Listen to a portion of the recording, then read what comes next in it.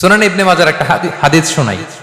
রাসূল সাল্লাল্লাহু আলাইহি ওয়াসাল্লাম এক সাহাবাকে বললেন, ইদা আখাযতা মাদজাআকা আও আওয়াইতা ইলা ফিরাশিক ফাকুল। এক লোক রাসূল সাল্লাল্লাহু আলাইহি ওয়াসাল্লাম বললেন, তুমি যখন রাতে বিছানায় ঘুমোতে যাও তখন একটা দোয়া পড়বে। আমরা তো শুধু একটা দোয়াই পড়ি, বিসমিকা আল্লাহুম্মা আমুতু ওয়া আহইয়া, এটা পড়েন আপনারা না? আল্লাহুম্মা বিসমিকা আমুতু ওয়া আহইয়া, এই একটা দোয়াই পড়ি। কিন্তু রাসূল সাল্লাল্লাহু আলাইহি ওয়াসাল্লাম ঘুমের আগেও আরো চমৎকার চমৎকার অনেক দোয়া পড়তেন। ওই সাহাবীকে বিষ্ণু সাল্লাল্লাহু আলাইহি ওয়াসাল্লাম বললেন, ইদা আওয়াইতা ইলা ফিরাশিক, তুমি যখন রাতে বিছানায় ঘুমোতে যাবা তুমি এই দোয়াটা পড়বা। দোয়াটা কি? আল্লাহুম্মা ইন্নী আসলামতু ওয়াজহি ইলাইক ওয়া ফাওয়াদতু আমরি ইলাইক ওয়া আলজাতু যহরি ইলাইক রাগবাতান ওয়া রাহবাতান ইলাইক লা মালজা ওয়া লা মানজা মিনকা ইল্লা ইলাইক আল্লাহুম্মা আমানতু বিকিতাবিকাল্লাযী আনসালতা ওয়া নাবিয়্যিকাল্লাযী আরসালতা। পড়েন আপনারা, এটা পড়েন। অনেকে বলে হুজুর শুনিই তো নাই কোনোদিন, করবো কিভাবে? এই যে আজকে আলোচনা করলাম, এটা রেকর্ডে থাকবে, আপনারা শুনে মুখস্থ করে নেবেন।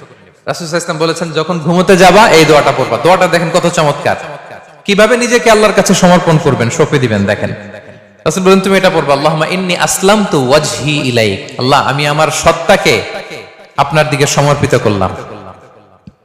ওয়া ফাওয়াদতু আমরি ইলাইক, আল্লাহ আমি আমার সব কাজকে আপনার কাছে সুপর্দ করলাম। ওয়া আলজাতু যহরি ইলাইক, আল্লাহ আমার পিঠকে আমি আপনার কাছে আশ্রয় রাখলাম। সুবহানাল্লাহ পড়বেন না? আমরা যখন ঘুমাই আমাদের পিঠটা বিছানার মধ্যে লাগাই না?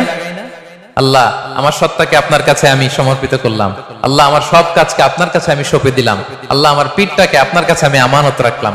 লা মালজা ওয়া লা মানজা মিনকা ইল্লা ইলাইক, আল্লাহ আপনি ছাড়া আশ্রয় দেওয়ার কেউ নাই, আল্লাহ আপনি ছাড়া আমাদের মুক্তি দেওয়ার কেউ নাই, আল্লাহ আপনি যে রাসূল পাঠিয়েছেন সে রাসূলের প্রতি আমি ঈমান আনলাম, আল্লাহ যে কিতাব আপনি আসমান থেকে পাঠিয়েছেন ওই কিতাবের উপর আমি ঈমান আনলাম। সুবহানাল্লাহ পড়েন। বিষ্ণু সাল্লাল্লাহু আলাইহি ওয়াসাল্লাম বলেন যখন কেউ এই দোয়াটা পড়বে রাত্রিবেলা, ফা ইন মিত্তা, ওই মিন লাইলাতিকা, ওই রাতে যদি তুমি মারা যাও, মিত্তা আলাল ফিতরা, তুমি ফিতরাতের উপর মৃত্যুবরণ করবে।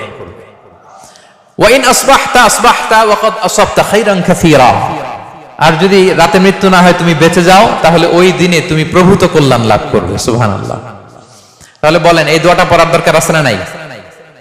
এই দোয়াটা যদি কেউ পড়ে সে মারা গেলে ওই রাতে ফিতরাতের উপর মারা যাবে। ফিতরাতের প্রথম অর্থ কি বলছিলাম?